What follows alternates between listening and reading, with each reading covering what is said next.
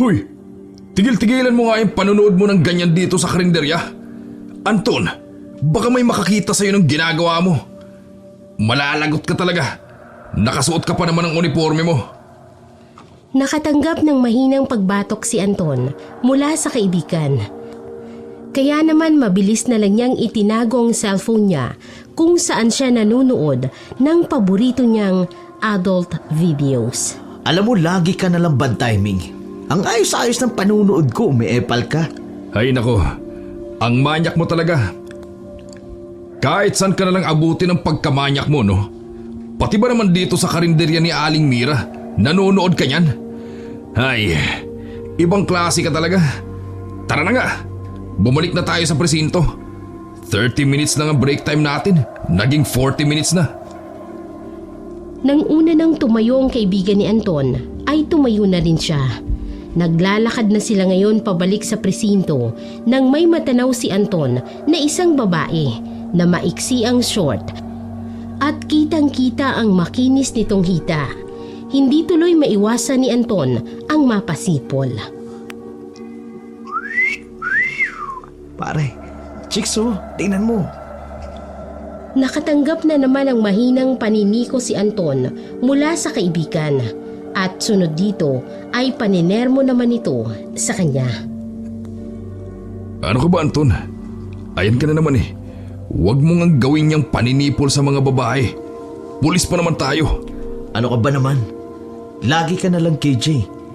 E di ba pwedeng naa-appreciate ko lang yung magandang mga legs nila? Dapat nga nagpapasalamat pa sila. Kasi marunong akong kumilates ng mga magaganda. Di ba? Pero iisipin nilang manya ka. Bawal na kaya ngayon ang paninipol at yung sumisitsit sa mga babae. Catcalling kaya ang tawag sa ganyan. Naisa batas na yan. Baka may reklamo ka yan. Alam ko naman talagang tungkol dyan, no? Huwag mo na nga akong turuan ng batas. Aminin mo, KG ka lang talaga kahit kailan. Kaya wala kang love life eh. Nagsalita ang meron. Meron naman talaga. Oo nga pala. Apat-apat yung mga babae mo. Inggit ka lang yata, no? Ako?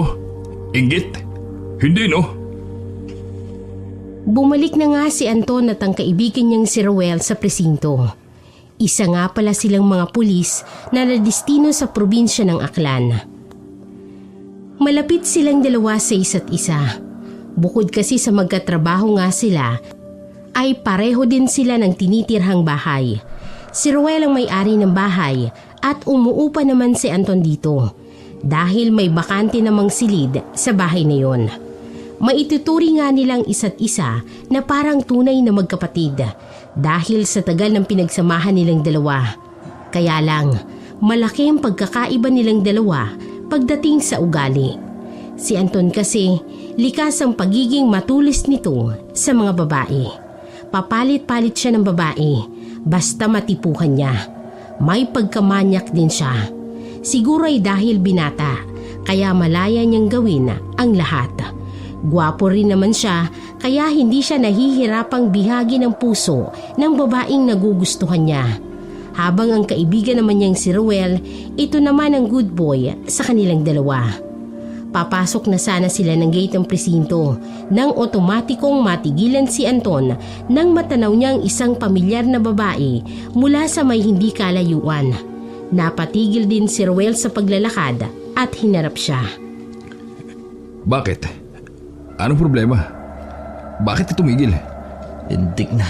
Anong ginagawa ng babae na yun dito? Sino? Ayun oh. Lumingon nga si Roel sa direksyon na itinuturo niya. Tumitig ito at tila kinikilala ang babae. Teka, siya ba yung babaeng nakainuman mo noong nakaraang linggo? Yung Berna ba? Berna ang pangalan niyan, di ba? Siya nga. Oh, bakit hindi mo nilalapitan? Akala ko ba may relasyon kayong dalawa? Relasyon? Baliw. Wala kaming relasyon, no? Saan mo naman nasagap ang balita na yan? Masyadong fake news. Wala kayong relasyon? Madalas mo nga yan dinadala sa bahay. Pero hindi ibig sabihin nun may relasyon na kami. Nakakabisit. Iniiwasan ko na nga siya tapos makikita ko nandito siya sa presinto. Sigurado ako, sinadya niyang puntahan ako rito sa trabaho. Pre, alam mo naman dito sa probinsya, di ba? Iba ang mga babae rito. Kapag yan ay naikama mo na, talagang hahabol-habulin ka niyan dahil kailangan mo silang panagutan. Mga conservative yung mga yan, di ba? Panagutan? Nek-nek niya. Pareho lang namin ginusto yun. Sino siya para panagutan ko? Wala kaming relasyon. Ay nako, bahala ka. So ano, dito ka na lang ba at magtatago sa kanya?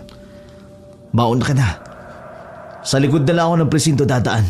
Sigurado naman aalis din yan mamaya. Sige, pumasok ka kagad ha. Baka hanapin tayo ni Hepe. Sumapit ang gabi sa presinto. Maagang umuwi si Ruel kaysa kay Anton dahil mas nahuli si Anton na makapagpasa ng report niya.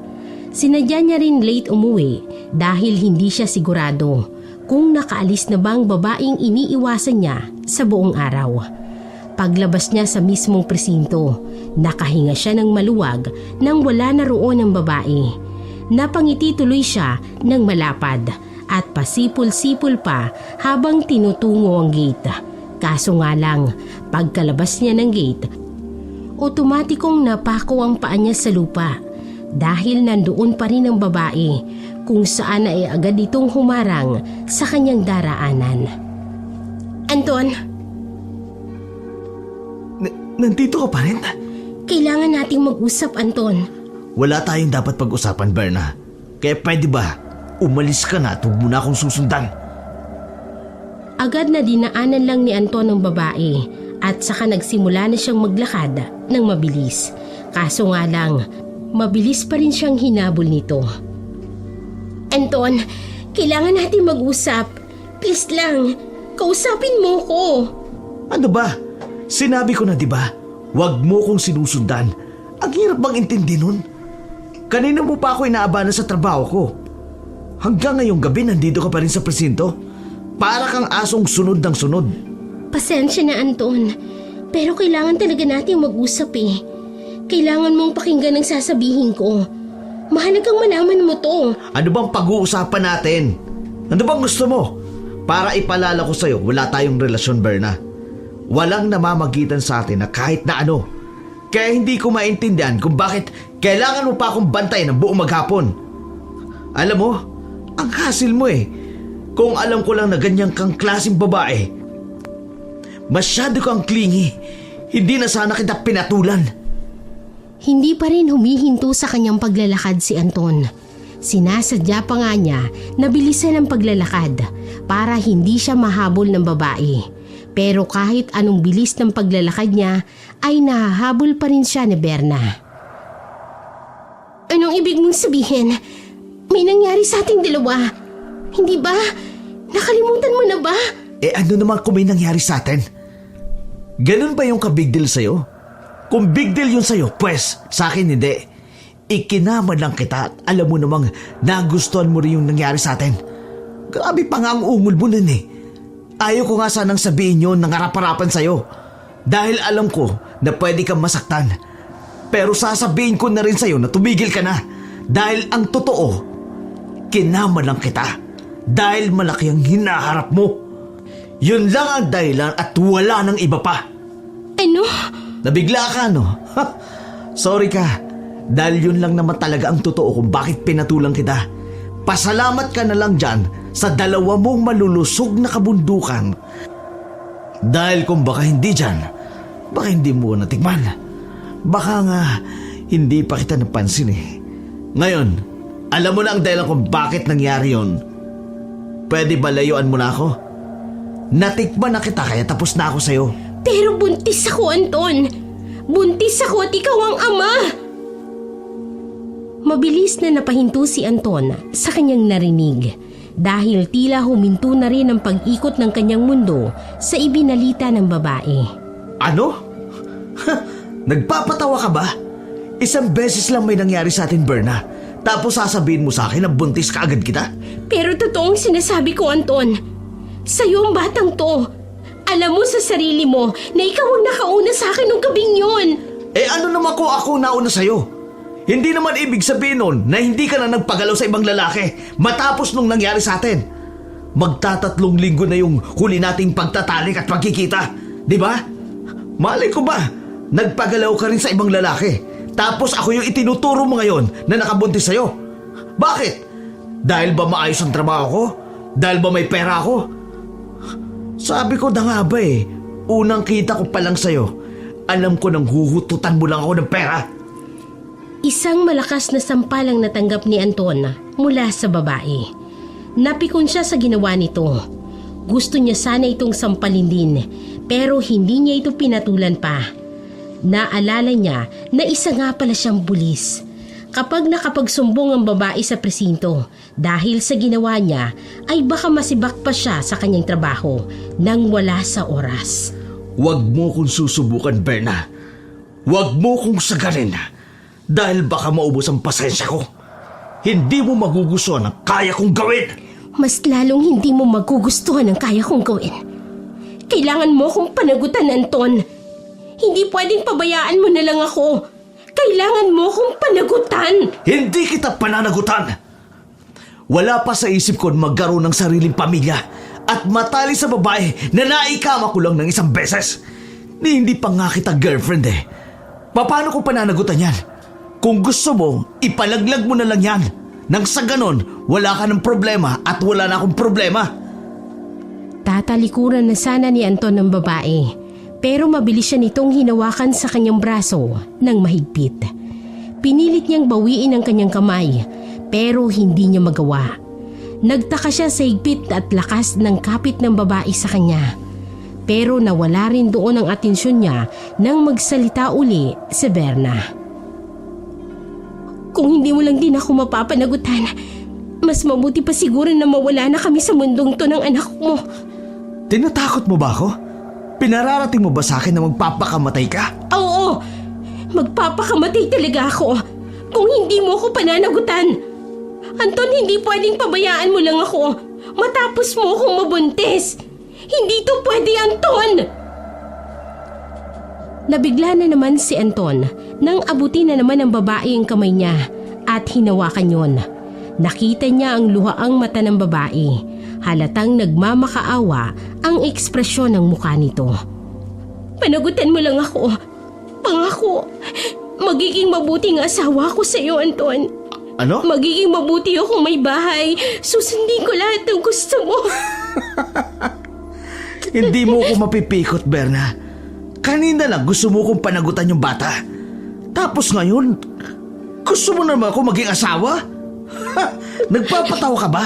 Uulitin ko, wala kang mapapala sa akin. Hindi kita pananagutan. Kaya simula sa araw nito, wag ka nang magpapakita sa akin. Marahas na ngang binawi ni Anton ang kanyang kamay kay Berna. Naglakad na siya ulit kung saan ay naramdaman niyang hindi na nakasunod sa kanyang babae. Nang lumingon siya, nakita niyang biglang pumunta ito sa gitna ng kalsada habang diretso pa ring nakatingin sa kanya. Kumunot ang noo ni Anton, lalo na't mukhang alam niya kung anong binabalak nitong gawin. Seryoso ba siya sa ginagawa niya? Nababaliw na siya. Kapag pinigilan ko naman siya sa gagawin niyang yun, baka mamali naman ang intindi niya sa akin. Baka isipin niya na nagbago ang isip ko at panagutan ko siya. Ay, nako. Bahala na nga siya sa buhay niya. Wala na akong pakialam. Tumalikod na nga si Anton sa babae at nagsimula na ulit sa paglalakad. Nang nakakailang hakbang pa lamang si Anton, isang malakas na pagbunggo ang narinig niya na nagpahinto sa kanyang paglalakad. Nang lumingon siya, ay napagawi naman agad ang tingin niya sa katawan ni Berna na tumilapon malapit sa kinaroroonan niya. Agad na nanlaki ang mga mata ni Anton, lalo na at kitang-kita niya ang dugoang noo ng babae habang nakamulat pang dalawang mata nito na parang nakatitig sa kanya. Mga ilang segundo rin siyang nakatitig doon hanggang sa mapagawi ang kanyang mga mata sa sasakyan na kumaripas ng pagtakbo. Hinabol pa yun ni Anton at pinahinto pa, pero mabilis itong nawala sa kanyang paningin. Naisip niya na natakot siguro ang nagmamaneho ng sasakyan dahil nakasuot pa siya ng kanyang uniforme na pangpulis. Imbes na ipagpatuloy ang paghabol sa sasakyan, ay bumalik na lang siya sa pwesto ni Berna na nakahandusay pa rin sa lupa habang mulat na mulat ang mga mata.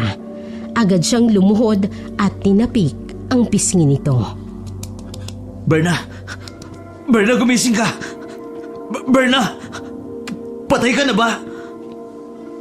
Medyo inaasahan naman niya na wala na siyang maririnig na kasagutan mula sa dalaga. Pero kahit ganoon pa man, mabilis na lang siyang yumuko at pinakinggan ang dibdib nito kung tumitibok pa ba ang puso ng babae. Doon ay mabilis na napaupo si Anton sa lupa nang wala na siyang marinig. Wala nang tibok ng kanyang puso. Patay na nga siya. Patay na siya. Hindi rin nakaligtas sa paningin ni Anton nang makita niyang may dugo na rin na bumulwak sa may ibabang bahagi ng katawan ng babae. Alam ni Anton na patay na rin siguradong bata sa sinapupunan nito. Napasabunot si Anton sa kanyang sariling mga buhok. Anong gagawin ko? Kapag sinabi ko sa presinto, sigurado akong iisipin nila ako ang pumatay kay Berna dahil pinaghahanap niya ako kanina pa. Pero hindi ko lang siya hinarap. Kapag nalaman din nila na bundis ito, iisipin ng ibang katrabaho ko na pinatay ko to para mawala ang pananagutan ko. Hindi nila iisipin na aksidente lang ito. Hindi ko pa naman nakita yung plate number ng kotse na yun. Wala pa namang CCTV dito. Kaya wala akong maituturo para mawala sa akin ang bintang. Alam ko kung paano mag-isip ang mga pulis dahil isa rin akong pulis. Kaya hindi pwede ito. Hindi pwede itong i-report. Mabilis na nagpalingali nga si Anton sa paligid. Tiningnan niya kung may mga tao ba na pwedeng nakakita noong nangyari. Dahil wala naman siyang nakita, kaya agad na siyang tumayo mula sa pagkakasalampak sa lupa. Hindi ako papayag na masira ang buhay ko dahil lang sa babae ito. Hindi ako papayag. Walang pagdadalawang isip na agad na hinawakan ni Anton ang magkabilang paa ng dalaga. Sa kanya ito hinila papunta sa gilid ng kalsada. Balak niya itong dalhin sa gitna ng gubat. Wala namang kasing mga taong nakatira sa gubat na yun, kaya alam niyang walang ibang makakakita sa gagawin niya. Hingal na hingal siya habang hila-hila niya si Berna. Kahit medyo madilim ang paligid, ay hindi iniinda yun ni Anton. Basta ang mahalaga sa kanya ngayon ay ang maitago niya ang katawan ng babae na walang nakakaalam. Nang masiguro ni Anton na malayo na talaga siya mula sa may kalsada, doon niya binitawan ang paa ng babae. Huminga na muna siya saglit at nang tingnan niya ulit ang katawan ng babae, mabilis pa sa isang kisap mata na napaiwas siya dahil saktong-saktong nakabaling sa kanyang ulo nito kung saan nagsalubong naman ang mga mata nila. Ay, buisit. Nakakatakot naman ang itsura niya. Bakit ko ba kasi ito pinadulan nung mag-iinuman kami? Ayan tuloy, minalas pa ako. Unti-unting lumuhod si Anton. Kahit nanginginig ang kanyang kamay, ay inabot niya ang mata ng babae at dahan-dahan niya yung isinarado. Nang tuluyan ng nakapikit ang bangkay, ay doon palang nakahinga ng maluwag si Anton. Kinuha niya ang maliit na kutsilyo sa kanyang bewang at saka nagsimula na siyang maghukay gamit yon. Mahirap at matagal siyang naghukay, pero buti na lang at malambot ang lupa. Kaya hindi siya gaanong nahirapan. Lintik na buhay to. Kapag minamalas ka nga naman talaga. Nakabuntis pa nga ako tapos namatay pa. Kailangan ko pang ilibing ito para hindi mapunta sa akin ng sisi. Ano ba namang kamalasang nangyayari ito sa akin ngayon? Ay! Halos tumulo ang pawis ni Anton sa lupa dahil sa kanyang mabilis na paghuhukay. pero hindi pa rin siya tumitigil hanggat hindi niya napapalalim ang hukay na paglilibingan niya sa babae. Gabing-gabi na yun, pero hindi niya pa rin iniinda ang dilim at ang oras. Ngunit makalipas ang ilang segundo, otomatikong napatingala siya sa may puno. Nagagalawan kasi ang mga dahon nito dahil sa biglang paglakas ng hangin. Pakiramdam ni Anton ay nagtayuan ang kanyang mga balahibo at nakaramdam siya ng konting takot sa hindi niya malamang dahilan. Pero gayunpaman, ipinagpatuloy niya ulit ang paghuhukay. Habol hininga siya ng matapos. Agad siyang lumapit sa bangkay ni Berna at inilapit yon sa ginawa niyang hukay. Pasensya na, Berna. Pero sana huwag mong isisi sa akin ang nangyari sa'yo. Sinadya mong magpasagasa. Wala akong kinalaman sa pagkamatay mo. Ikaw ang dapat nasisihin kung bakit nangyari to sa'yo. Napag-abutan lang ako ng gulong ginawa mo. Kaya wala na akong choice kundi gawin sa'yo to. Itutulak na lang sana ni Anton ang katawan ng babae sa hukay. Pero bago pa man niya gawin yon, natigilan siya ulit nang may marinig siyang mga hikbi. Agad na napalingon si Anton sa paligid.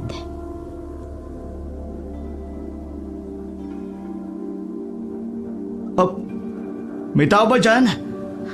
Sino yan? Sino nandyan?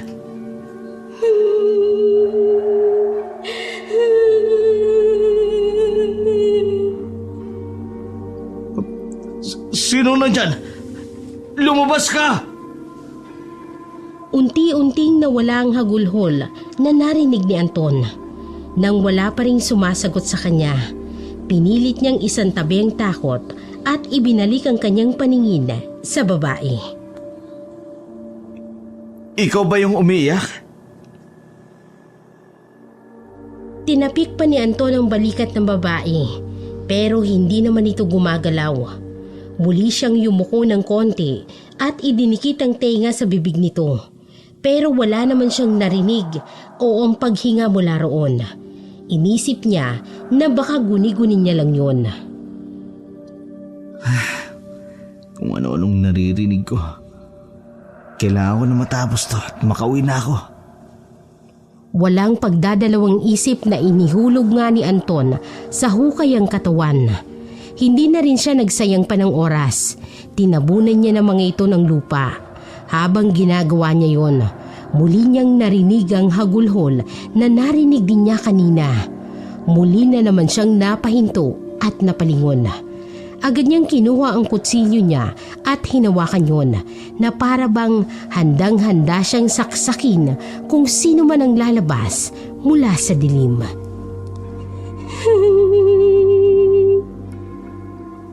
Sino ka? Nasaan ka? Lumabas ka dyan sa pinagtataguan mo. Harapin mo ako! Lumabas ka! Magpakita ka sa akin ngayon din! Huwag kang magtago sa dilim! Duwag ka pala eh! Wala na namang narinig si Anton na sumagot sa kanya. Kahit yung paghagulgol ay huminto na rin. Kahit anong palingalinga ang gawin niya, ay wala naman siyang makitang tao sa paligid niya. Kaya naman itinuon niya na lang ulit ang atensyon sa ginagawa niyang paglilibing. Sa pangalawang pagkakataon, mabilis na napaupo si Anton sa lupa nang maramdaman niya na parang may bumubulong sa kanya. Ano ba itong nangyayari sa akin? Guni-guni ko lamang pa yun. Lintik. Dahil sa sobrang takot ko, kaya kung ano-ano lang pumapasok sa ulo ko. Lintik na babae na to! Kung hindi lang dahil sa kanya, wala sana ako ngayon dito. Siya naman ang gusto magpakamatay. Idinamay pa ako. Bisit! Mas lalong binilisan ni Anton ang ginagawa niyang paglilibing. Matapos niyang matabunan ng katawan, ay inapak-apakan niya pa ang lupa para lalo yung maging patag. Dumura pa siya pagkatapos ng lahat at saka tiningnan ng hukay. Mga ilang segundo niya ring tumitig dito bago nagpa siya na umuwi na. Mag-aalauna na ng madaling araw nang makarating siya sa bahay nila. Tulog na si Ruel kaya nagmamadali siyang pumunta sa may lababo at naghugas ng kanyang kamay. Habang ginagawa niya yon, otomatiko siyang natigilan nang marinig niyang boses ng kaibigan niya sa kanyang likuran. Hindi niya inaasahan na gising ito. Oh, bakit ngayon ka lang? Dahan-dahan na humarap si Anton kay Ruel.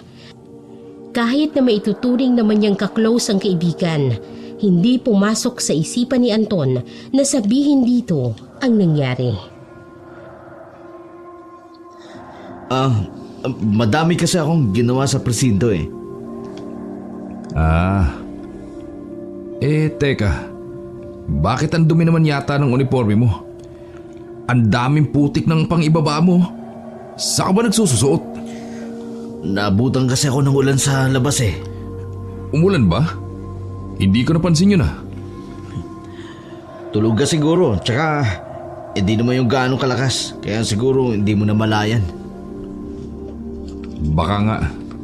Sige na, babalik na ako sa pagtulog. Namalayan ko lang yung pagdating mo kaya bumangon ako. Maglinis ka muna ng katawan mo Sige, susunod rin ako kaagad.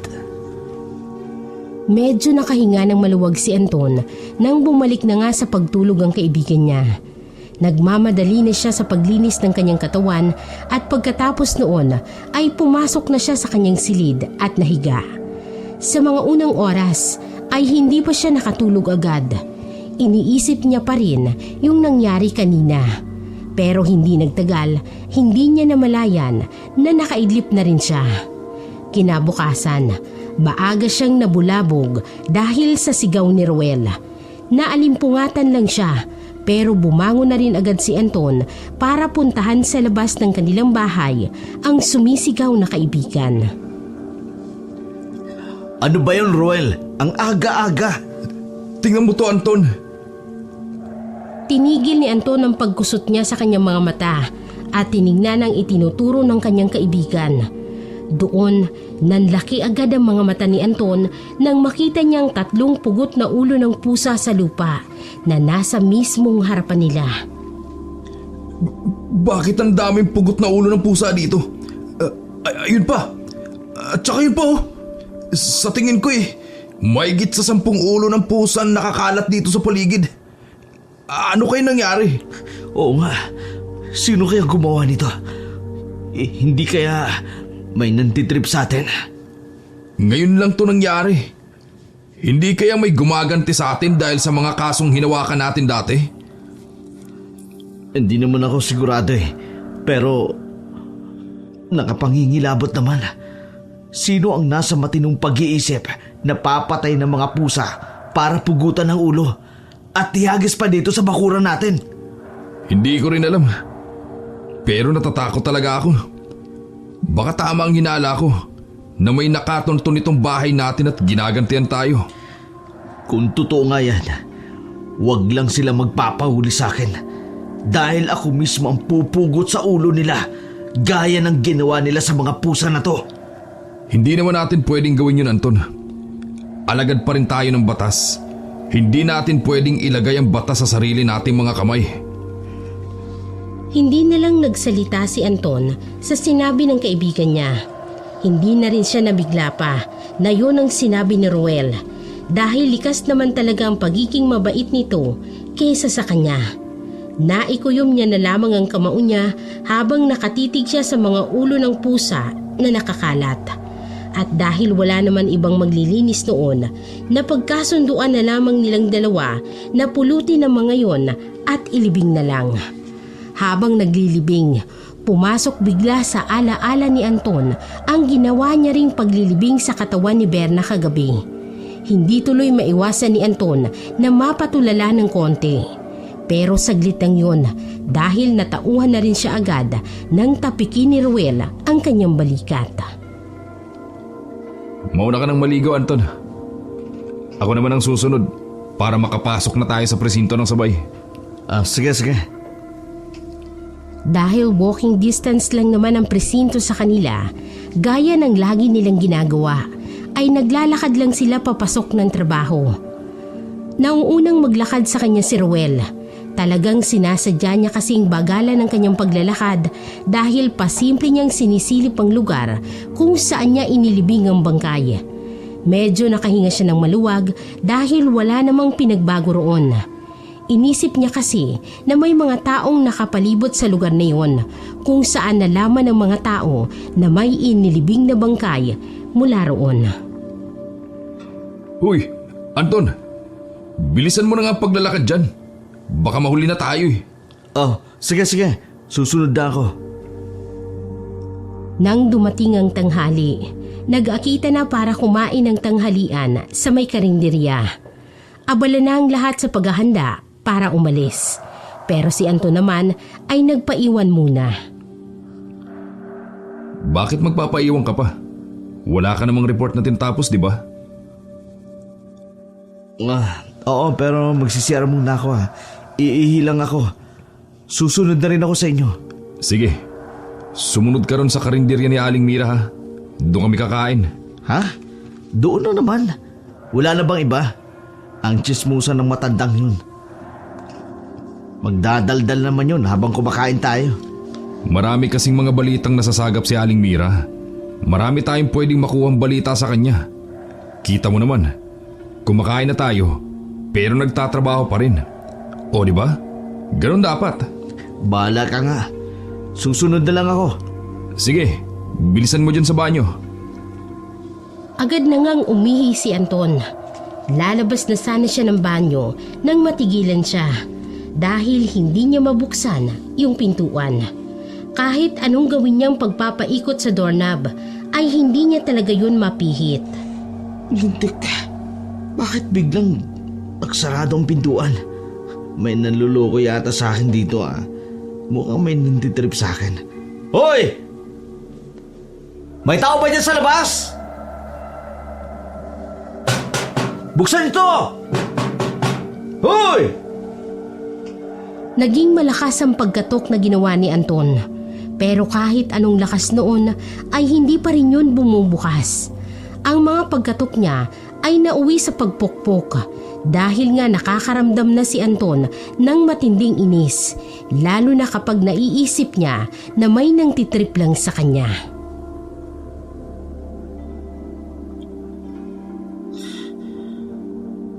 Ano ba to? Nakakaisa. May tao ba dyan? May tao ba dito sa loob? Baka sinarado yung pintuan. Pwede ba buksan niyo to? Hoy! Buksan niyo tong pinto! Pinagtitripan niyo ba ako? Hindi niyo ba ako kilala? Hindi niyo kilala kung sino ako?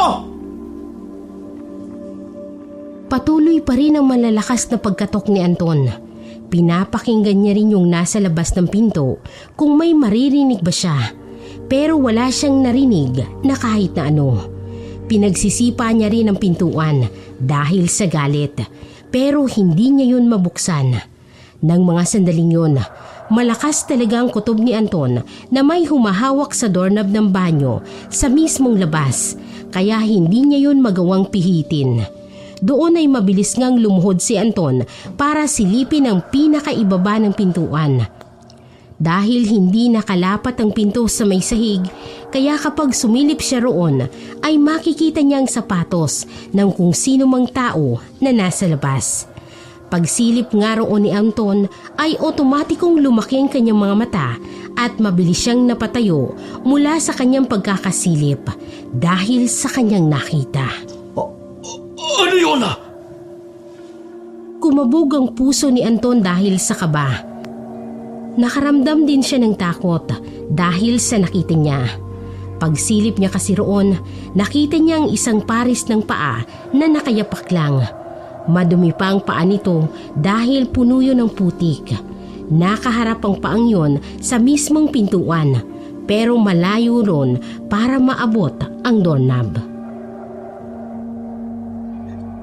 Kanino naman kayang paa yun? Medyo nakatatakot. Nakayapak lang siya at walang suot na kahit anumang tsinelas. Baliw kaya ito? Napalunok pa ng ilang ulit si Anton bago dahan-dahan ulit na yumuko para sumilip. Sa pangalawang pagsilip niya ay wala na siyang nakita pang paaroon. Nilibot pa niyang paningin sa butas pero wala na talaga siyang nakita pa. Dahil doon, kaya mabilis siyang tumayo at pinihit ulit ang doorknob. Nang umikot na yon at mabuksan, nagmamadali na siyang lumabas. Tumingin siya ng kaliwat kanan para hanapin kung makikita niya pa ba ang tao na yon.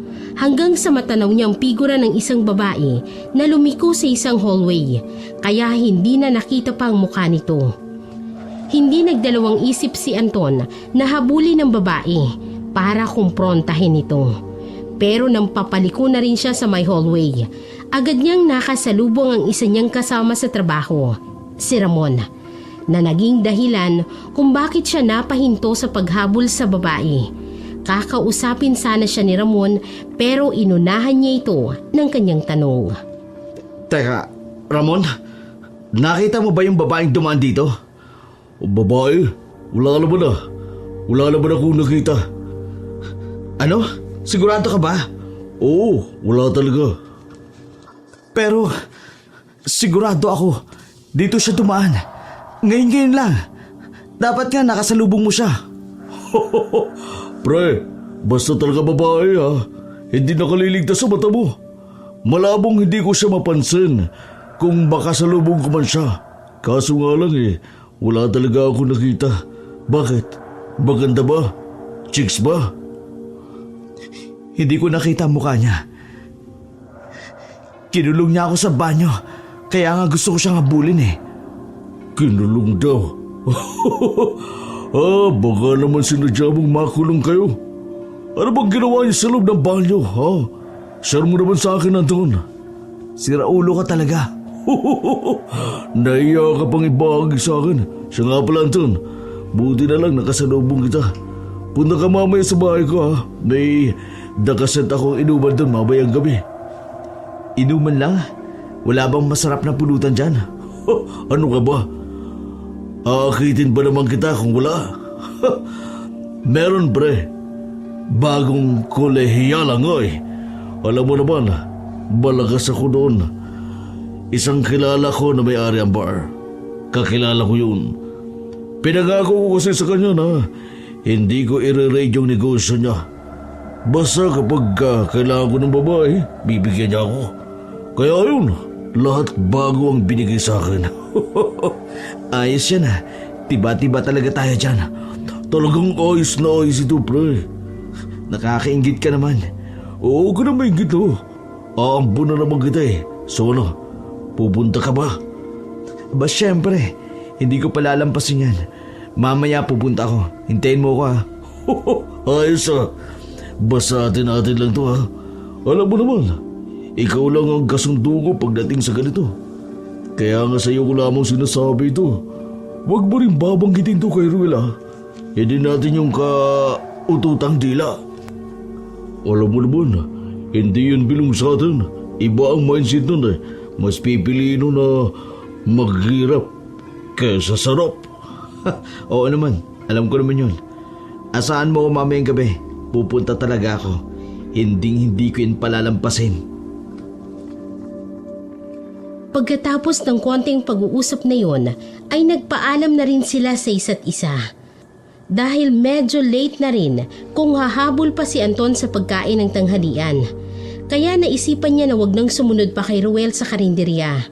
Nagpasya siya na hindi na kumain pa dahil sigurado naman na mabubusog siya mamaya sa pupuntahan niyang inuman. Bumalik na lang siya sa kanyang lamesa. Hanggang sa maya-maya pa ay dumating na rin si Ruel na agad siyang tinanong kung bakit hindi siya sumunod sa karinderya. Nawala na ako ng ganang kumain, kaya hindi na ako sumunod. Bakit naman? May nangyari ba?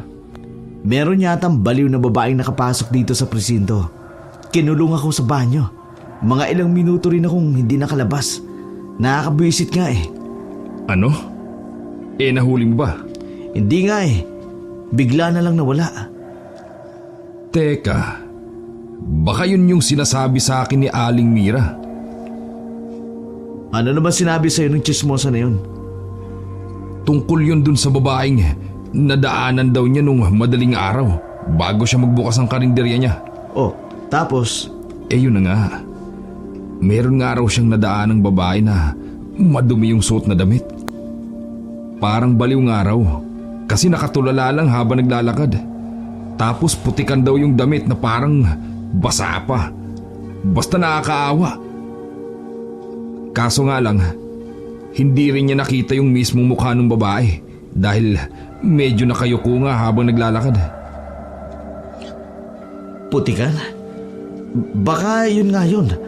Putikan din yung paanong babae nung makita ko kanina. Wala pa nga siyang suot na tsinelas eh. Kung totoong baliw yun, sana naman hindi siya makasakit ng mga tao. Dapat dun ikulong eh. Kung hindi naman siya makakasakit ng tao, hindi naman na siguro kailangang umabot pa sa pagkakakulong sa kanya. At saka, hindi rin naman tayo sigurado kung totoo ba talagang baliw yun. Baka pulubi lang. Bastang mahalaga, wala siyang nasasaktang tao.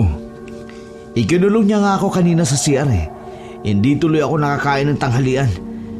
Hindi nga siya nakakasakit, pero nakakaabala naman siya. Pareho lang yun, Hazel. Ay nako, masyado ka kasing mabait. Basta ako huwag lang siyang magpapakita uli sa akin. Kundi, malilintikan talaga siya sa akin. Nang sumapit ng gabi, sabay na umuwi ang magkaibigan. Nagmamadali lang na nagpalit si Anton ng kanyang uniforme at nagsuot ng kanyang panlabas na damit.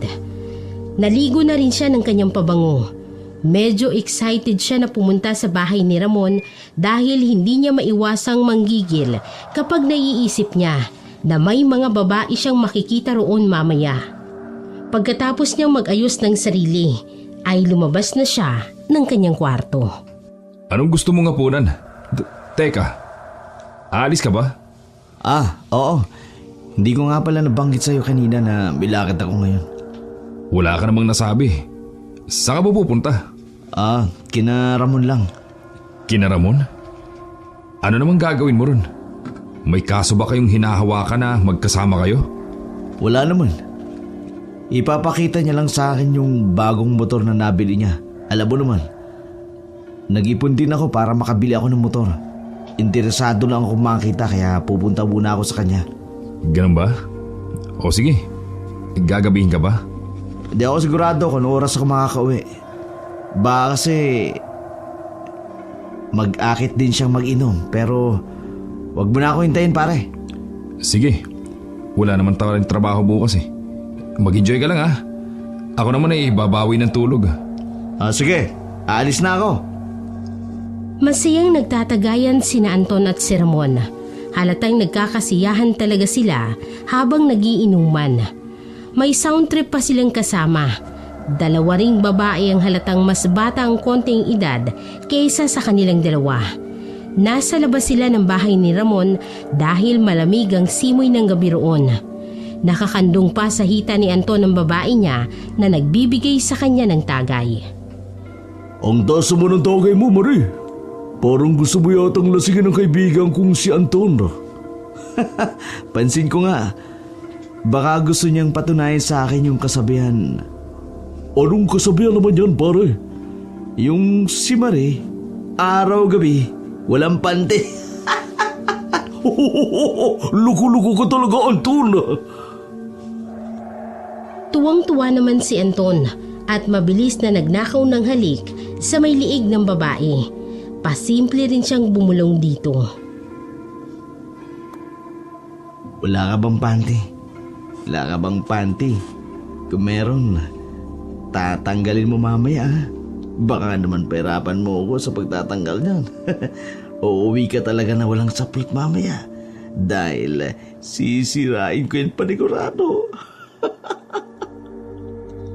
Nakatanggap lang ng mahinang palo sa balikat si Anton at muli silang nagpatuloy sa pag-inom. Habang parami ng parami ang iniinom nila ay nagiging malikot na rin ang kamay ni Anton sa babae niya. Hindi lang siya, kung hindi pati na rin ang katrabaho niya na si Ramon. Pero maya-maya lang ay huminto muna si Anton saka tumayo sa inuupuan niya.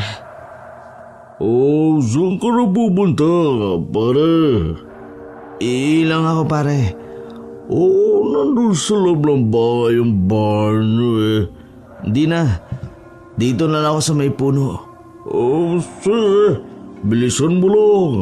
Marami pa tayong ubusing alak dito eh. Oo na. Huwag mo nang tikman yung pulutan ko ha.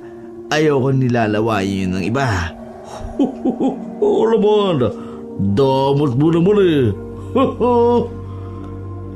Pasipol-sipol pa si Anton nang lumabas siya sa may bakuran ni Ramon para pumunta sa mga puno. Doon siya nagbawas.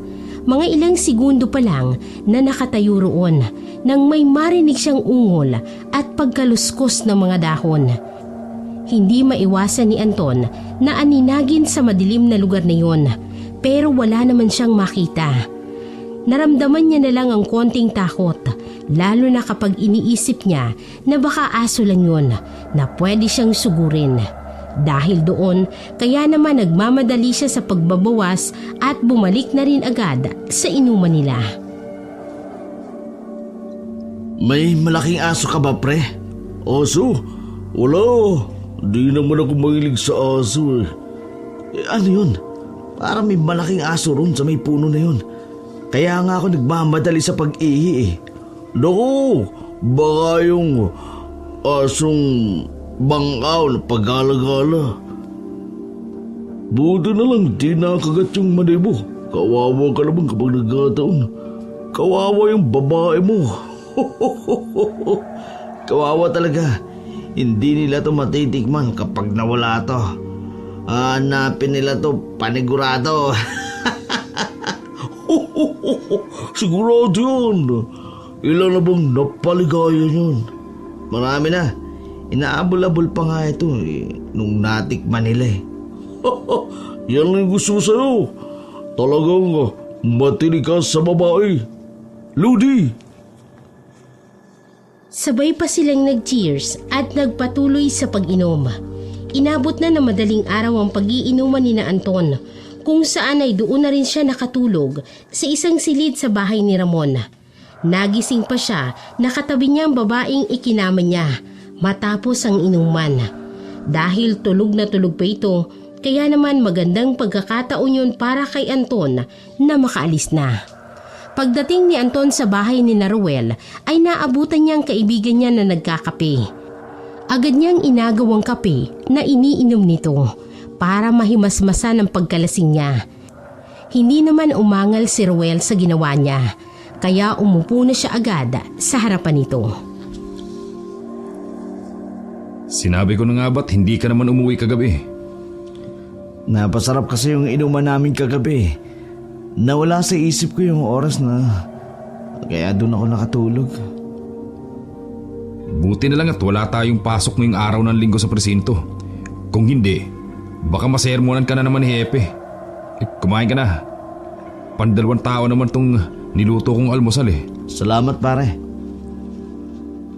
Tahimik lang silang kumakain ng mga sandaling yun nang bigla na namang magsalita si Ruel. Siya nga pala Anton, hindi pa ba tapos yung problema mo dun sa babae mo? Ha? Sino babae? Alam mo naman na marami akong babae. Ikaw talaga. Yung babae mo, si Berna.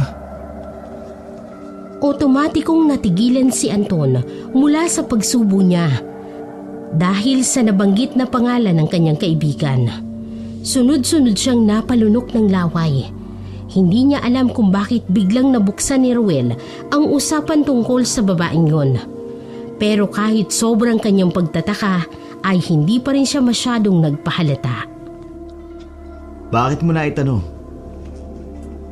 Hindi mo pa rin ba siya nakakausap ng maayos?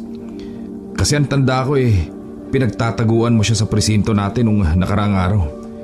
Kung nagpunta rin siya dito sa bahay, ibig sabihin hindi mo pa rin siya inaarap?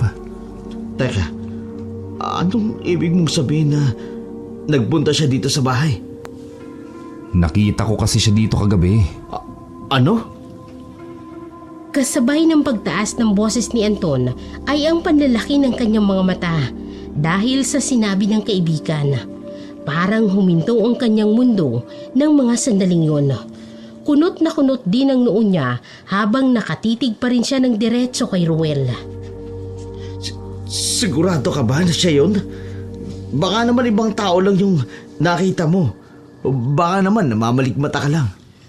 Nakatingin nga siya ng diretso dito sa bahay natin eh. Kakaalis mo pa lang nun para pumunta kina Ramon. Magsasarado na kasi ako ng pinto nun para matulog na. Tapos yun nga, nakita ko siya. Nakatayo sa labas ng gate. Napatulala na si Anton sa kanyang mga nalaman. Napuno na ng katanungan ang isipan niya kung papaano nangyari yon. Samantalang inilibing niya na ang babae. Sigurado siya na patay na ito. Ngunit kahit napuno siya ng katanungan, ay pinilit pa rin ni Anton na maging kalmado. Alam niya kasi na hindi siya pwedeng magpakita ng kakaibang emosyon kay Ruel dahil pwede siyang mapaghinalaan nito dahil isa itong pulis. Baka naman hindi siya yung nakita mo. Nilapitan mo ba siya? Nakausap mo ba siya? Iyon lang. Hindi ko siya nakausap. Nung nakita ko kasi siya sa labas ng bakuran, bigla rin siyang tumalikod at tumalis. Pero kahit malayo't madilim, alam ko na siya yun. Yung damit niya kasi nung nakita natin siya sa labas ng presinto, ganun na ganun pa rin yung suot niya. Kaya alam ko, si Berna talaga yun. Napalunok na lamang ng laway si Anton at mabilis na pinili na lang na hindi sagutin pa ang kaibigan. Tulala siya habang nagpapatuloy ang kanyang pagkain. Buong araw na hindi mapakali si Anton matapos ang naging usapan nila ni Ruel. Pabalik-balik lang siya sa paglalakad sa loob ng kanyang kwarto. Di Marion, hindi pwedeng si Berna talagang nakita ni Ruel. Sobrang labo ng mangyari yun. Kasi nailibing ko na si Berna.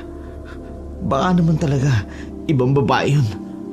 Baka ibang babae ko lang yun na tinakbuhan ko rin. Tapos inakala niya lang na si Berna yun. Isa lang ang pwede kong gawin para makumpirma ko to. Kailangan kong bumalik sa hukay na yun para makita ko kung nandun pa siya. Tama, babalik ako dun. Pakiramdam ni Anton ay ang bagal ng oras sa buong maghapon na yun. Hinihintay niya kasi na gumabi na. Hindi naman kasi siya pwedeng bumalik sa gubat ng maaga dahil baka may makakita lang sa gagawin niya.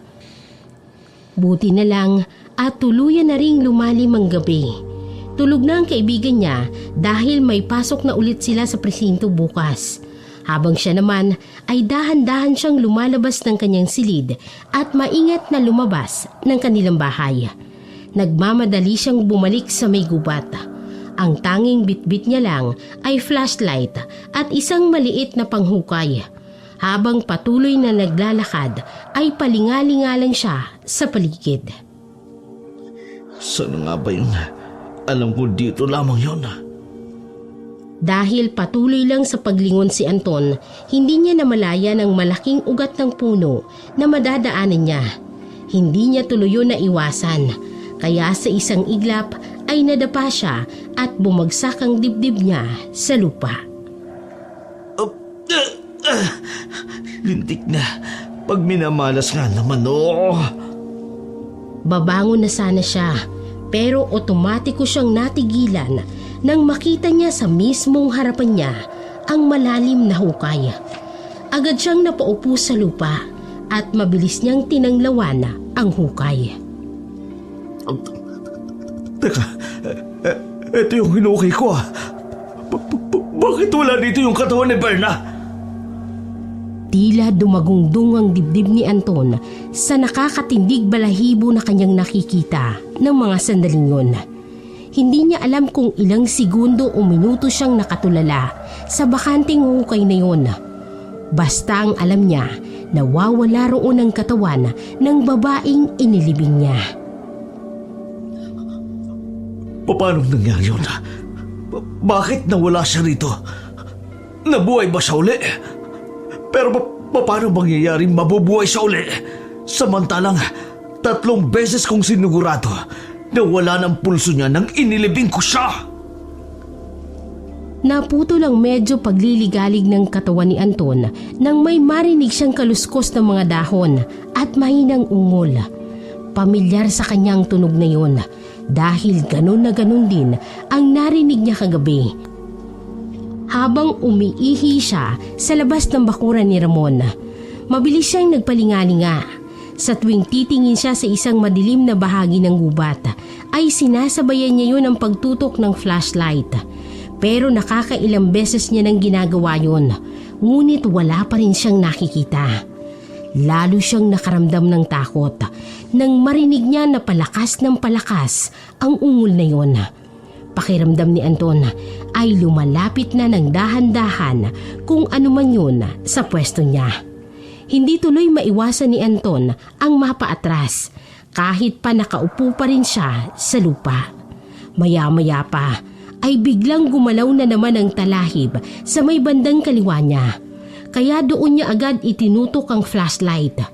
Pagtutok niya roon, isang nakatatakot na nilalang ang nakita niya.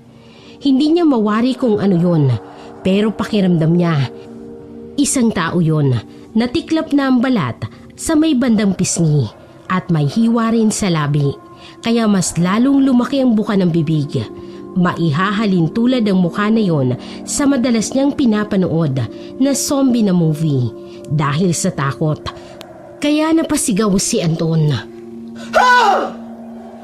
Agad na nabitawan ni Anton ang flashlight na hawak niya. Nang mapahiga na agad siya sa lupa. Sa isang iglap kasi ay inatake na lang siya ng halimaw na yon. Kahit na malakas at kakaibang amoy ng halimaw, hindi niya yon masyadong napansin dahil abala siya sa pagprotekta ng kanyang ulo para hindi yon makagat ng nilalang na umaatake sa kanya. Sinasalag niya rin ang kalmot nito para hindi makalmot ang kanyang mukha. Tulungan niyo ako! Tulong! Talagang hindi mapigilan ni Anton ang pag-atake sa kanya ng halimaw. Pakiramdam niya rin ay may sugat na ang kanyang bisig na ginagamit niyang pansalag sa mga kalmot nito. Dalihan mo ako! Tulong! May nakaririnig ba sa akin dyan? Tulungan niyo ako! Inaatake ako ng isang halimaw! Ramdam ni Anton ang pagtalsik ng malapot na laway ng halimaw sa kanyang muka. Nandidiri siya, pero kapag pinansin niya yon at mawala siya sa focus, alam niyang may posibilidad na makagat siya ng halimaw na yon. Bago pa man tuluyang manghina ang bisig ni Anton, may narinig siyang nagsalita. Hindi niya makita kung sino yon, pero alam niya na matandang lalaki yon. Layuan mo ang lalaking yan! Halimaw ka!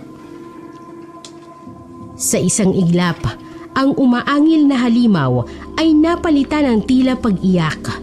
Para itong nasasaktan sa hindi malamang dahilan. Naramdaman na lamang ni Anton na may tumatama sa kanyang isang maliit na butil sa kanyang muka na hindi niya matukoy kung ano. Basta ang alam ni Anton, kung ano man ang butil na yon ay nasasaktan ng aso roon. Layuan mo siya! Lumayo kang halimaw ka! Alis!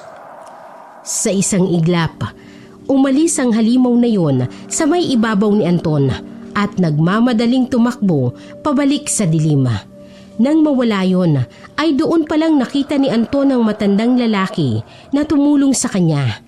Matanda na talaga ito at balbas sarado pa.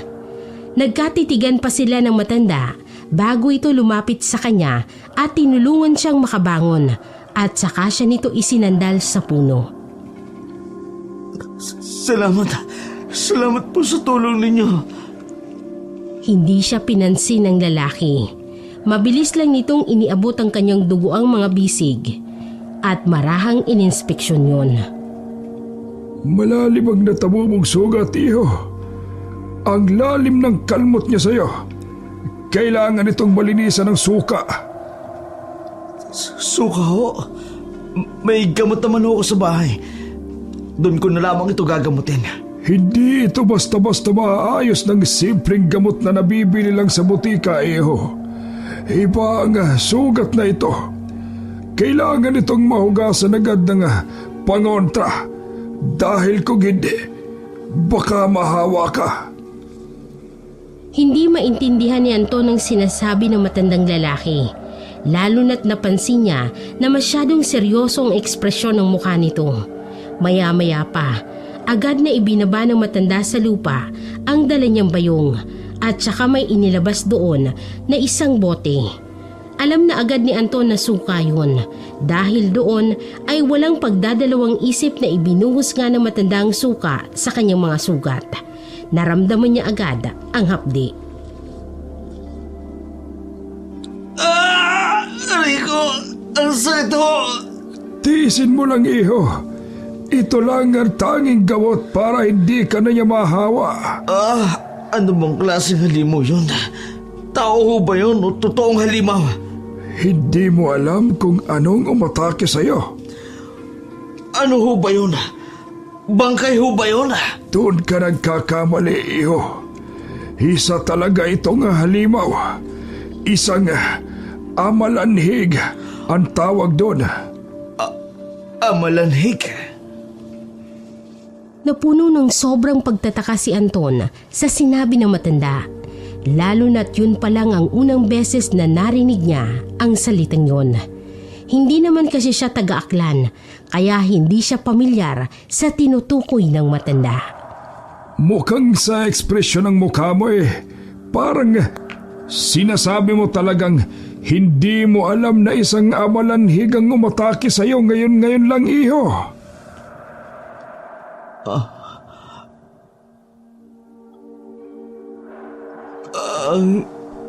Hindi ko talaga alam ang ibig sabihin nun, Manong. Pwede niyo bang ipaliwanag sa akin kung ano yun? Ang amalanhig ay ibang lahi ng aswang, iho. Namilog na naman ang mga mata ni Anton sa sobrang gulat. Hindi siya makapaniwala sa sinabi ng matanda. Hindi rin siya agad makapagsalita dahil tinatansya niya ang mukha ng matanda kung nagsasabi ba ito ng totoo o nagbibiro lang sa kanya. Pero dahil wala siyang mababakas na pagbibiro sa mukha ng matandang lalaki, unti-unti niyang napagtanto na baka totoong sinasabi nito. Aminin niya man kasi o hindi, kakaiba naman talaga ang nilalang na umatake sa kanya kanina. Totoo po bang sinasabi niyo?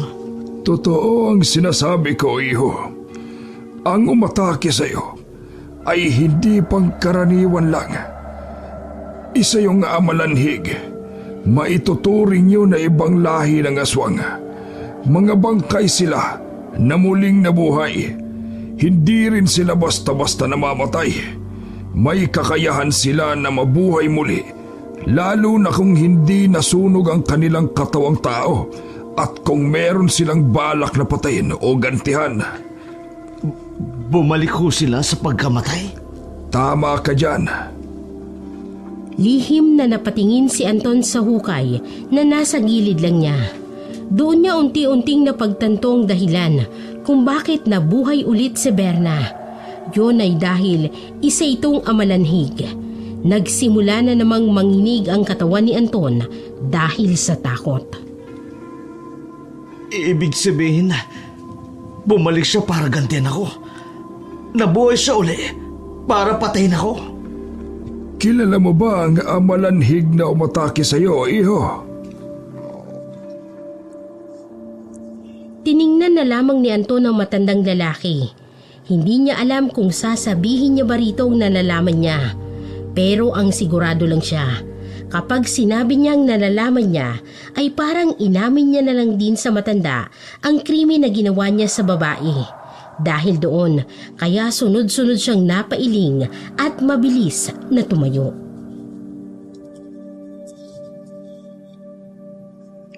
Aalis na ho ako. Kailangan ko nang umalis. Teka lang, iho. Kailangan kong malaman kung kilala mo ba ang amalanhig na umatake sa'yo. Yung kani-kanina lamang. Kilala mo ba siya? Ay kung alam ko, anong gagawin niyo?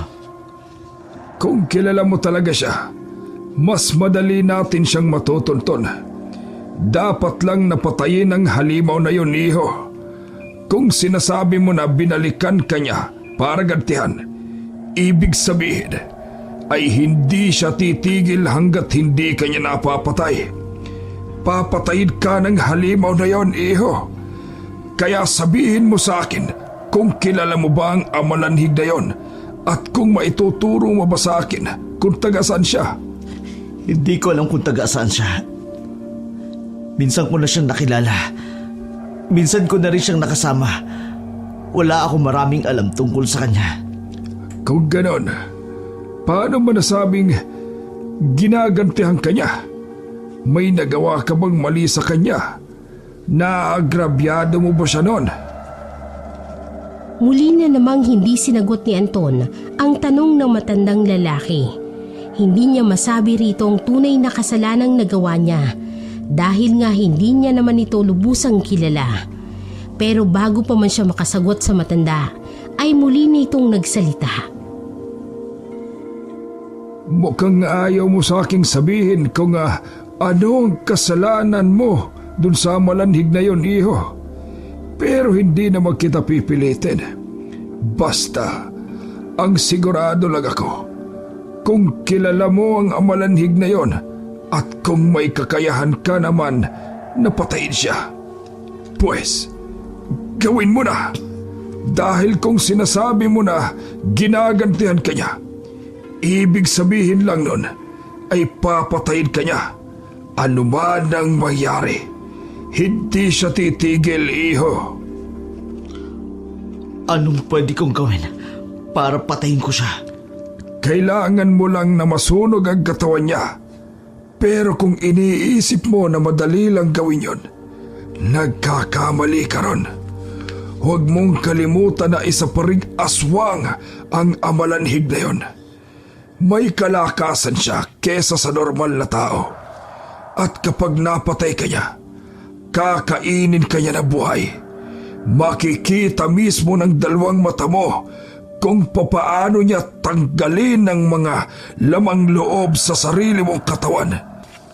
Dahil kakainin ka niya nang may malay pa.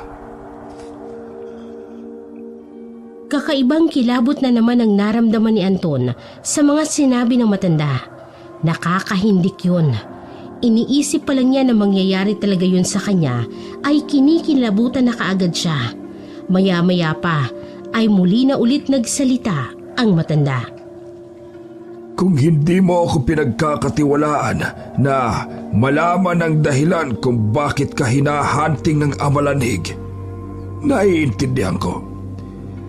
Pero iaabiso ko lang sa iyo, iho, na mas maganda kung hihingi ka ng tulong. Mas maganda kung hindi lang ikaw ang kakalaban sa amalanhig na yon, lalo na't wala ka palang kaalam-alam sa klase ng halimaw na maaari mong kalabanin. Uulitin ko, mapanganib yon. At dahil mukhang hindi ka rin naman sa akin hihingi ng tulong, aalis na lamang ako. Mag-ingat ka sana, iho.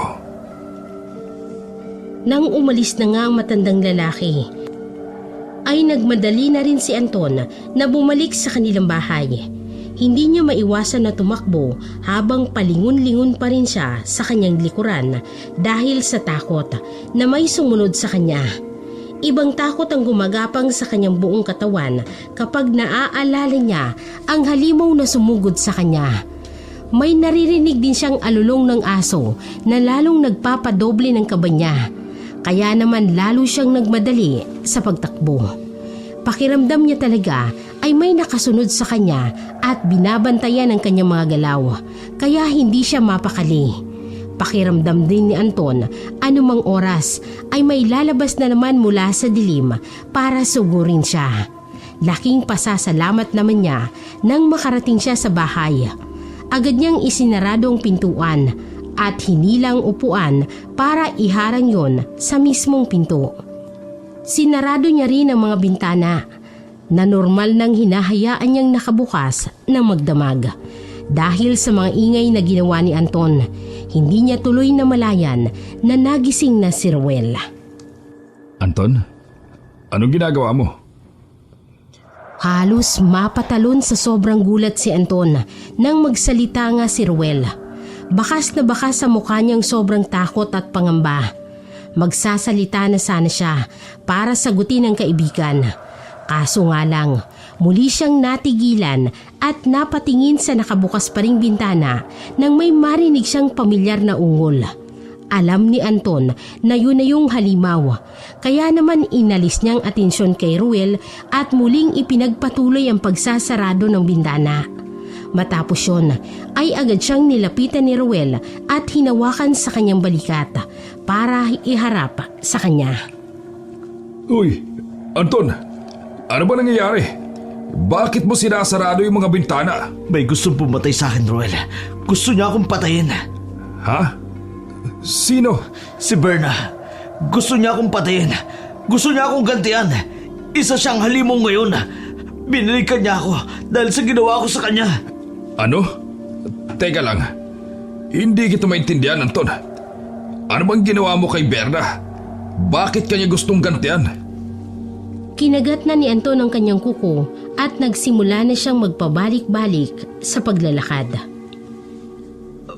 Wala naman akong ginawa sa kanya. Hindi naman ako nakapatay sa kanya. Nasagasaan siya ng sarili niya. Hindi ako pumatay sa kanya. Ano bang sinasabi mo? Kakikita ko lang kay Berna kagabi, di ba? Buhay pa siya.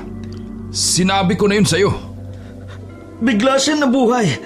Kaya nga hindi ako makapaniwala sa sinabi mo na nakita mo siya. Dahil sigurado ako patay na siya nung inilibing ko ang katawan niya. Ano? Nilibing mo lang ng basta-basta ang katawan niya? Alam mo bang pwede kang makulong sa ginawa mo? Wala na akong choice, Ruel. Dahil kung hindi ko yung gagawin, siyak na akong pagbibintangan sa pagkamatay niya. Lalo na kapag nalamang buntis siya. Nabuntis ko siya. Pero hindi yun ang punto ko ngayon. Makinig ka sa akin. Makinig ka. Antayin mo ang susunod ko sasabihin. Ruel, nabuhay siyang muli. Nabuhay siya at ginagantihan niya ako. Inatake niya ako kanina. Mabuti na lang may matandang tumulong sa akin. Ang sabi mo, sigurado kang patay na siya nang ilibing mo siya. Kung ganon, paano siya nabuhay? Sabi ng matandang lalaki, isa na siyang amalanhig. Amalanhig? Teka, amalanhig ba ka mo? Iyong aswang? May alam ka ba tungkol sa amalanhig? Oo. Kinatatakutan na nila lang yan dito sa Aklan. Matagal na akong nakaririnig ng yung mga kwentong ganyan tungkol dun sa mga lolo't lola ko. Hindi ko alam na totoo pala yan. Ngayon na lang kasi ulit ako nakarinig ng tungkol sa amalanhig. Tulungan mo ako, Ruel. Tulungan mo ako. Gusto niya akong patayin. Hindi ko alam kung anong gagawin ko. Alam ko. Hindi natuloy ni Anton ang balak niyang sabihin dahil nabulabog silang dalawa ni Ruel sa malalakas at sunod-sunod na mga katok sa kanilang pintuan. Ang mga katok na yon ay naging mga lagabog na parabang pinipilit ng kung sino man na yon na makapasok. Siya na yan, Ruel. Yan na yung amalanhig. Sigurado ko. Siguradong papatayin niya ako. Anong gagawin ko? Ano bang sinabi sa'yo nung matanda kanina? May sinabi ba siya sa'yo kung paano mamamatay ang amalanhig? Kailangan daw sunugin ang katawan niya. Yun ang sabi ng matanda. Otomatikong napaangat ng paningin ng dalawa nang marinig naman nila bigla ang malalakas na yabag sa kanilang bubong. Doon pa lang nila napansin na huminto na pala ang pagkalabog ng pintuan nila. Ngayon ay nasisigurado nila na nasa may bubong ang amalanhig. Nakaramdam ng kakaibang takot ang dalawa, lalo na si Anton dahil alam niya na siya naman talagang pakay ng amalanhig. Ayun na siya. Ano gagawin natin, Ruel? Kunin mo yung itak at saka yung garapon ng asin. Kukunin ko naman yung bote ng gas sa may kusina at saka yung lighter. Hindi ba pwedeng yung baril na lang kunin natin? Hindi pwede yun. Hindi natin yun pwedeng basta-basta na lang gamitin. Basta sundin mo lang inutos ko. Nang tumalikod na nga sa kanya si Ruel, ay kumilos na rin siya. Agad niyang tinungo ang poste kung saan nakasabit yung itak. Nang makuha na nila ang mga gamit nila, ay nagharap-harap ulit silang dalawa. Anong susunod natin gagawin, Ruel? Kailangan natin lumabas. Kailangan natin siyang harapin. Ano? Pero delikado. Hindi natin siya pwedeng kalabanin dito sa loob ng bahay dahil hindi natin siya masusunog. Masusunog ang buong bahay kapag nanatili tayo rito. Kaya kailangan natin lumabas. Huwag ka mag-alala. Tutulong naman akong gapiin ang amalanhig na yon. Kaya tara na. Wala na tayong oras. Kahit hindi gusto ni Anton ng idea na lalabas sila ng bahay, wala na nga siyang nagawa kung hindi ang sumunod kay Ruel. Sa likod sila ng bahay dumaan. Nang makalabas ay agad nilang tiningnan ang bubong ng bahay. Doon nga'y otomatikong nanlaki ang mga mata ni Anton at Ruel dahil kitang-kita nila ang malaking nilalang na nakapatong sa may bubong. Nakatalikod sa pwesto nilang amalanhig kaya mas kitang-kita nilang porma ng katawan ng halimaw. Hoy! Halimaw! Bumaba ka dyan! Harapin mo kami! Lumingon sa kanilang amalanhig kaya sabay na nahagit ni Anton at Ruel ang kanilang hininga. Dinaluyan sila ng parehong kakaibang takot, lalo na't kitang-kita nila ngayon ang nakatatakot na itsura ng amalanhig. Sa isang iglap nga ay tumalon ang amalanhig sa lupa na naging dahilan kung bakit sabay na napaatras ang dalawang lalaki. Nagkatinginan sina Anton at ang amalanhig nang hindi pa rin kumikilos ang halimaw at nakatingin pa rin ito kay Anton. Naramdaman na lang niya ang paniniko sa kanya ni Ruel. Kausapin mo siya, Anton. Ano? Bakit ko naman gagawin yun? Subukan mong humingi ng tawad sa kanya. Ha? Sa tingin mo ba maintindihan niya ako? Patay na yan, Ruel. Isa na lang yung bangkay. Wala na yung pakiramdam. Ang tanging gusto niya lang, patayin ako. Subukan mo pa rin. Napalunok ng laway si Anton bago muling humarap sa bangkay ni Berna. Berna! Bakit mo ba ginagawa sa akin to? Alam mo sa sarili mo na hindi akong pumatay sa'yo. Nasagasaan ka, di ba? Nagpasagasa ka ng kusa. Alam mo siguro mabubuhay ka uli, kaya ginawa mo yun, oh. Alam mo sa sarili mo na babalik ka uli, kaya hindi ka natakot na patayin ang sarili mo. Dahil isa kang halimaw! Isa kang halimaw, Berna! Dahil sa mga sinabi ni Anton, ay dahan-dahan nang naglalakad ang amalanhig papalapit sa pwesto nila. Ano bang ginawa mo? Tingnan mo nga! Mukhang ginalit mo pa siya! Nagsasabi lang naman ako ng totoo. Ay, teka nga. Susubukan kong ako ang makipag-usap sa kanya. Berna, baka naman pwede yung pag-usapan to ni Anton. Hindi naman siguro kailangang umabot sa puntong may mamatay. Imbis na may marinig silang sagot mula sa amalanhig, umungo lang ito at mas binilisan ang paglalakad. Otomatikong napaatras naman ang dalawang lalaki dahil sa sobrang takot. Paatras ng paatras sina Anton at Ruel sa tuwing humahakbang naman papalapit sa kanila ang amalanhig. Sinabi ko naman sa'yo, di ba? Hindi niya tayo maintindihan. Tumakbo na tayo, Ruel! Hindi tayo tatakbo. Lalaban tayo. Kung ano't ano man ang mangyari, dapat natin siyang harapin. Dahil siguradong hindi siya titigil.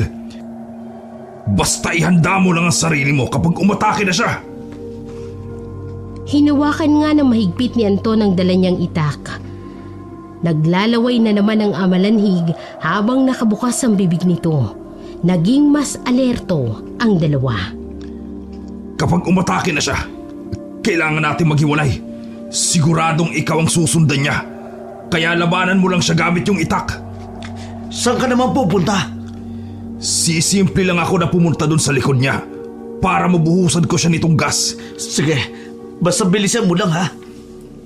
Sa isang iglap ay umungol ng malakas ang amalanhig at saka tumakbo na para umatake. Nabigla ang dalawa pero agad silang pumesto upang harapin ang halimaw. Nang malapit ng amalanhig ay doon sila naghiwalay ng direksyon. Si Ruel ay sa kanan tumakbo habang si Anton naman ay sa kaliwa. Gaya ng inaasahan ay si Anton ang sinundan ng amalanhig. Agad niyang hinampas-hampas sa hangin ang hawak niyang itak para hindi siya malapitan ng amalanhig. Huwag kang lalapit! Hindi mo ko mapapatay! Lumayo ka sa akin! Layo! Bawat paghampas na ginagawa ni Anton sa itak ay sinasabayan niyo ng amalanhig ng pag-angil at pagkalmot. Pero hindi pa rin tumigil ang amalanhig nang piliting lapitan siya dahil tila hindi naman ito masyadong natatakot sa itak. Habang paatras ng paatras si Anton, hindi niya namalayan na may putol na katawan ng saging sa may likuran niya. Dahil doon, kaya natapilok na naman siya. Sa sobrang gulat ay nabitawan niya tuloy ang pagkakahawak niya sa itak. Bago pa man siya tuluyang lumagapak sa lupa, nahagip ng amalanhig ang kanyang liig kaya imbis na matumbas si Anton, napigilan yon dahil nasakal na siya ng halimaw. Ha! Ha! Bitiwan mo ako! Lumayo ka sa akin! Lumayo ka! Mas lalong humigpit ang pagkakasakal ng amalanhig sa kanya. Habang sinasakal siya nito, hindi maiwasan ni Anton na mapansin na natitiklap ng balat at ang bisig ng aswang. Siguro ay dahil sa puwersang ginagamit nito. Naaamoy niya na rin ang mabahong amoy ng amalanhig na parang naaagnas na. Bitiwan mo ako! Ruel! Tulungan mo ako! Nasaan ka? Isang malakas na ungol na naman ang pinakawala ng amalanhig. At sa isang iglap ay hinampas siya nito ng matatalas nitong mga kuko kung saan ay tumama yun sa mukha ni Anton. Ramdam agad ng lalaki ang parang kakaibang sakit na gumagapang sa kanyang kaliwang mata. Hindi niya alam kung anong nangyari pero sigurado siya. Malala ang tama ng mata niya dahil medyo nanlabo na rin ang kanyang paningin. Aray ko! Tulong! Ang sakit! Ruel! Sa kabila ng pagwawala ni Anton dahil sa natamo niyang sugat sa muka at sa mata niya, nakita niya ang figura ng kaibigan sa may likod ng amalanhig. Naamoy na rin niyang itinaktak na gas ng kaibigan sa katawan ng amalanhig kung saan ay parang hindi yun napansin ng halimaw dahil patuloy pa rin ito sa pagkalmot sa kanya. Nandito na ako, Anton. Hindi gumana yung lighter kanina. Kaya kumuha ko ng ibang panindi. Sisindihan ko na siya. Kaya gawin mo makakaya mo. Parang maitulak siya palayo sa'yo. Inipo ni Anton ang natitira niyang lakas at sa kanya mabilis na sinipa ang katawan ng amalanhig. Nang makaalis ang amalanhig mula sa pagkakasakal kay Anton, agad itong lumagablab sa apoy dahil nasindihan na pala ito. Malakas na alulong na naman ng amalanhig ang kanilang narinig habang nasusunog ito ng buhay. Mga ilang segundo rin nila itong pinanood na nagwawala hanggang sa mabilis nang lumapit si Ruel sa kinaroroonan ni Anton. Anton, ano nangyari sa mata mo? Lumalaylay na yung isa mong mata.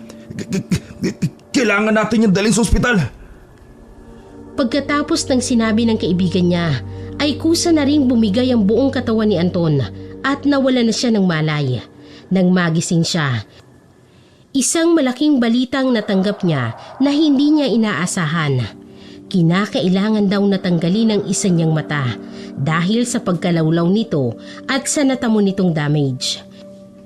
Ngayon ay nakatingin lang si Anton sa kanyang sarili sa harap ng salamin.